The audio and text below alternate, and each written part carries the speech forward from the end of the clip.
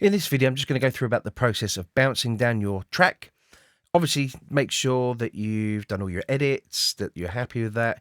You've mixed the track, used your EQ, compression, you've got all your routing. And it's really important at this point, any effects that you add through the sends to like an external, like an additional reverb or anything, make sure that they too are routed through a submix if you've created a submix, so that everything goes through this channel before it reaches your master fader. Remember that the channel faders and the auxiliary channels, they are all pre-fader. All the effects that you apply to them are pre-fade. So if there's any issues with them, they're easy to dial back, and you can use the fader to bring it back, and it won't be detrimental to your final mix. However, on this channel here, all your effects are post-fader. So that means that anything you apply on this, if you have a signal that's too loud and it's clipping here, when you bring this down, you're affecting the amount of signal going into the effects that you've got on here, any compressions and stuff, and that will change the sound of your mix. So I would suggest leaving this blank, or have any metering on it that you might want to use, and treat this as your master fader. Apply all your compression and all your EQs and bits and pieces to this one. That way, if this starts to get a bit loud and gets a bit peaky, you can then adjust this and it'll still retain the characteristic, because the signal's coming through the plugins down to the fader and then out to here. Once you're happy and you've got it all sorted, make sure your project, you do it to the length of the longest piece of audio. So here. And you might want to give it a little extra just in case there's any reverb tails. So as a quick trick, I'd select one of the consolidated pieces like that and just extend it so it's just beyond. Then what you can do is go to File and go to Bounce. There's also the shortcut of Option Command B. And that brings up this new window. Your bounce source is your monitor left and right, which is your main out here. File type is WAV. You can also have it so it bounces in MP3. Format is interleaved. You want it to be an interleaved stereo file. You can also have mono summed, or you can have multiple mono. As I say, interleaved is the common practice. Bit depth, I would leave it at 24 at the moment while you're doing stuff and it's digital. The only time you really need to worry about sorting that is if you're going on to CD, which we're not doing here.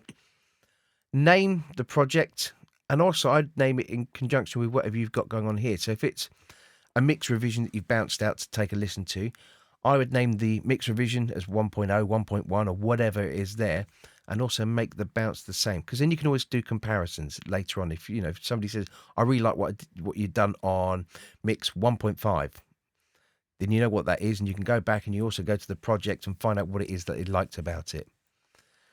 You'll notice here that there's also the directory of where that's placed. Default for Pro Tools is into the project folder. I wouldn't change that. I'd keep it the same and you keep it all together. However, you can choose if you want to change that destination. The final thing is that Pro Tools allows you to bounce offline, similar to that of Logic and everything. However, I would advise against it, because ultimately you've got to listen to the mix anyway after it's bounced. So you may as well listen to it while it's bouncing.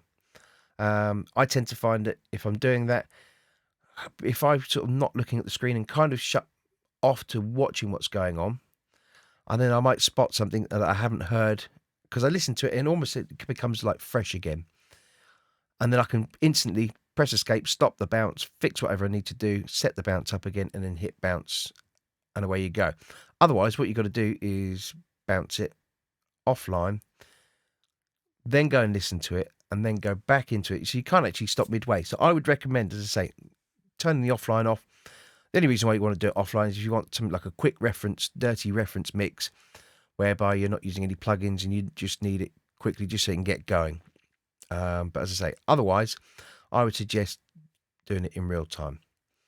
Once you do that, hit bounce and away you go. And then that will put the file into the suggested location that you've got there. So there you go. That's bounce. Just remember, no clipping on this one or into the red. If it is, just adjust your submix. Okay, use the submix, adjust the volume there, and then you should be good to go. Okay, and then always check your mix after the fact briefly. Make sure there's no clipping or peaking or anything like that, or any distortion or anything untoward anyway. But as I say, if you're listening in real time, you should pick up on that. And there we go.